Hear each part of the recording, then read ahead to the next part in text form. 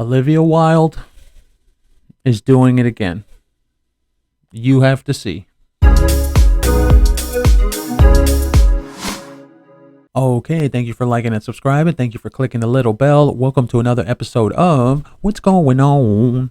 What's Going On? Yeah, now, God. Oh, Olivia Wilde, this is what I don't like. I don't like it when people do this because it's so obvious what they're doing. And you can see it right there. You can read the headline. Whenever they use Trump's name, it's just, it's such low-hanging fruit. Okay, first of all, the guy's not even president anymore. I get it that people hate him. I get it. We get it. But bro, like, come on. Do you have to do this when you're in the gutter? Is it necessary? Because this is the only card you have to play? From the AV Club, Olivia Wilde tries to retcon the narrative, throws Donald Trump's name into the Don't Worry Darling mix. It's a cop-out. That's what it's called. It's a cop-out. Olivia Wilde name drops Florence Pugh and Donald Trump while trying to rewrite the Don't Worry Darling narrative. I don't understand, personally. I don't understand why she's so hardcore about this. The movie hasn't done that bad. It made like $80 million. That's not that bad. You're okay, Olivia Wilde, Olivia. You're okay. The movie has made okay money. You're doing well. You don't have to do this. Lord forgive us for continuing the already overwrought Don't Worry Darling press cycle, but it's been a while since the content of a film was so at odds with the media circus around it. This isn't to say that the gossip and drama have negatively colored the... Really? I think it kind of has. The only thing around this movie has been the negative and dramatic effect of all the media. That's it. That's the only thing. I haven't even heard anything about the actual movie. Have you? Tell me in the comments. I haven't heard anything about this actual movie. I haven't heard like what's in it. I haven't heard what it's about. I just know it's about fighting the patriarchy. So yeah, no, it definitely is being overshadowed by the color of the reception of the movie, the negative, please, dude, which has been a popular reaction to the reactions. Rather, Olivia Wilde's idea of the film doesn't seem to line up with her final product, and the media, well, that's just because she's probably not a very good director. I'm sorry. And still, I'm going to say that again. The movie is doing well. It made $80 million worldwide and in America. That's not bad. That is rather good.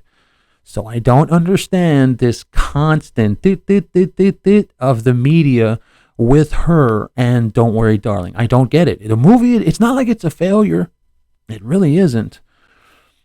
No, Olivia Wilde's idea of the film doesn't seem to line up with her final product, and the media circus has only muddied the waters further.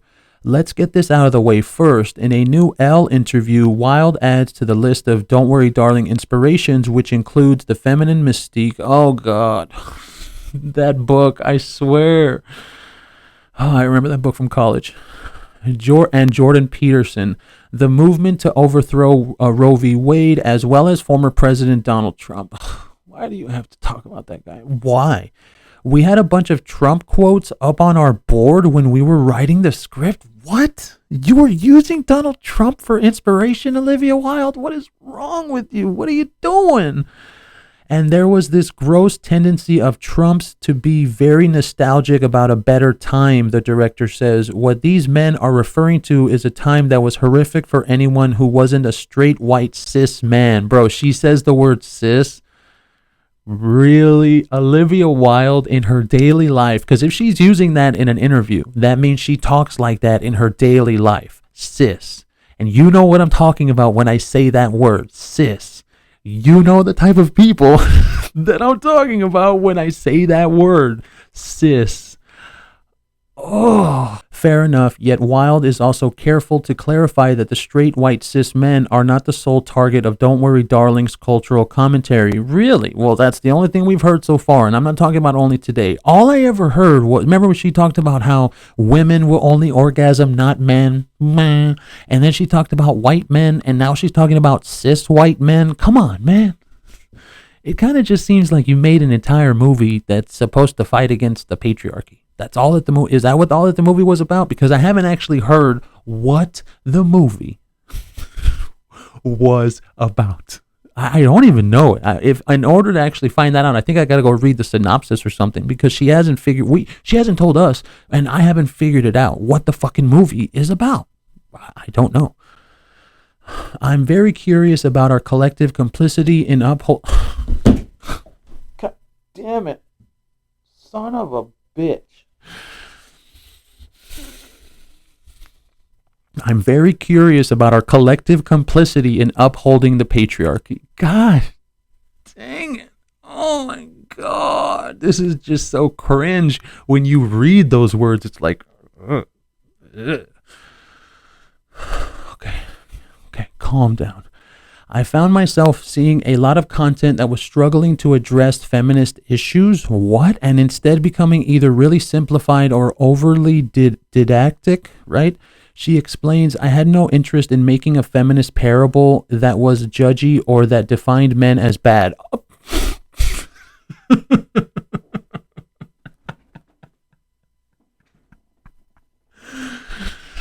Hey, Olivia Wilde, you should be a comedian, bro. You should really be a comedian, because that's a funny joke right there. That's a hilarious joke right there. That's hilarious. I had no interest in making a feminist parable that was judgy or that defined men as bad and women as good. You just said cis white men, dude. And you're talking about Donald Trump. Oh my God. This is so stupid. What is wrong with Olivia Wilde? Why? And this is so contradictory to everything she's doing. And that's why I'm telling you, these woke people, that's how they are. The actions that they live in their daily lives, then they'll go and talk this way because they have zero self-awareness. They have no idea what they're actually like in real life, dude. They genuinely don't. So she has the balls to say that. Well, I'm not trying to make a movie that's like men bad and women good. No, I'm not trying to do. Dude, you don't have to try. You're doing it. You did it. You do it every fucking day, Olivia. Oh my God. Damn it. I was much more interested in that tense space where we recognize our own participation in the system that objectifies us. Oh my God. This is coming from the woman that literally came out half naked with Ryan Reynolds making out in a movie. Yeah. And then, oh yeah, the other day we had a story about it where she had her nips out just like Amber Heard at a gala in Los Angeles. Yeah, it kind of seems as if you're objectifying yourself, bro. Don't show your nipples and people won't think that you're full of shit when you say something like that. How about that, bro? Jesus. Those who have seen Don't Worry Darling may be confused to hear this as men. At least these men are definitely all painted with the same bad brush. Exactly. And that's how you know that she has no self-awareness. Either that or it's even worse. She's lying and she knows she's lying. So it's either one of those two things. She's got no self-awareness and she doesn't realize what she's doing on a day-to-day basis. And she says something like that because she genuinely believes it. Or she's lying and she knows what she's doing. Those are two things, and they're very dangerous. Don't forget that.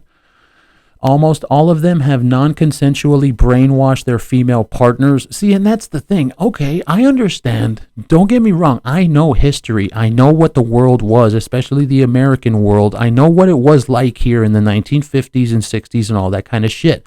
But you're not going to tell me that every single relationship in America was the man was a bad man and he beat his wife and he was just like we're gonna get drunk.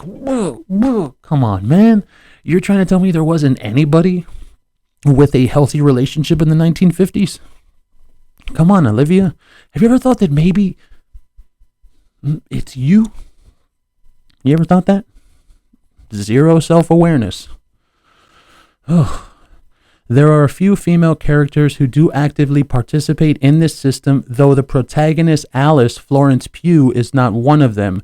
Shelley Gemma Chan and Bunny Wild are both eventually revealed to be active participants, though so far along in the film that it's too late to interrogate the ways they've also subjugated their fellow women. What the fuck are you talking about? Oh, I'm so glad I don't have to watch this shit.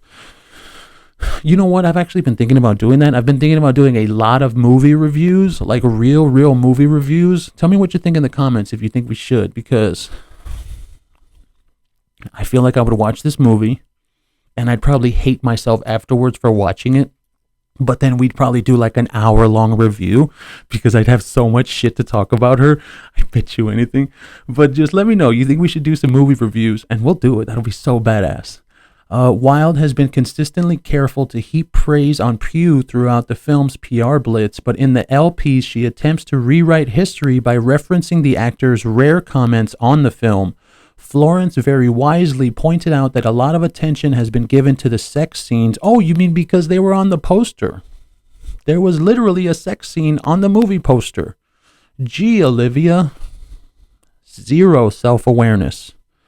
And I think she's so right, Wild asserts. I completely agree with her that it's overshadowing everything else that the movie's about, which is so interestingly ironic because one of the uses of sex in Victory as a... What? One of the uses of sex in Victory is as a tool of distraction. Okay, Victory has to be a movie then, because I don't think she's talking about like winning. Right? Victory? That has to be a... Is she talking about winning? What are you talking about? Okay, fine.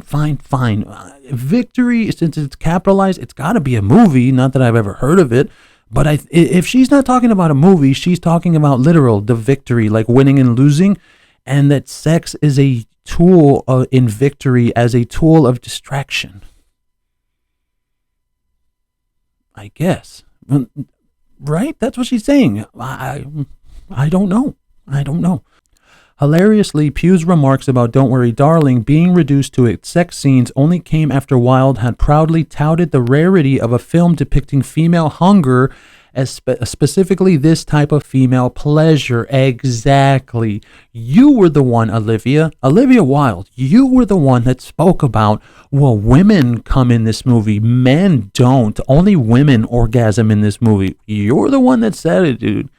Like, you're the one that put those things into motion. Nobody else did that but you. And you're the one that chose to have a literal sex scene image, a still of Harry Styles and Florence Pugh. You decided for that to be on the movie poster. I don't know what you're talking about. For Elle, she downgrades this slightly to an interest in acknowledging female pleasure that doesn't come from penetration. So like oral? What are you talking about? In any case, as many critics of the film have pointed out, the nature of this film's simulation cult means that all the intimate scenes we witness in Victory, that's got to be whatever that means, are dubiously consensual and therefore an odd way to make a point about female pleasure. And that's the end of the article. Dude, what? What is she talking about? Victory. See, because Victory is capitalized, so it's got to be a movie. Because one of the uses of sex in Victory, unless Victory is like the book that the movie is based off of, it could be that, you know. Okay, well, maybe it's that. I guess that's the only thing we can go off of. That's it. That's all we can go off of, because I don't get what she's trying to say. Now, if she was saying, okay, which is so interestingly ironic, because one of the uses of sex in Victory, like the word victory, which means winning, is a tool of distraction. Now, that could be said if you want to beat someone, you want to distract them with sex, which women do all the time to men and men do all the time to women. That's both. But I don't think she's talking about that because, like I said, it's capitalized, so it's got to be the book, right? Okay, that's going to be about it for today. Thank you for liking and subscribing. Thank you for staying with me this long. We will catch you next time.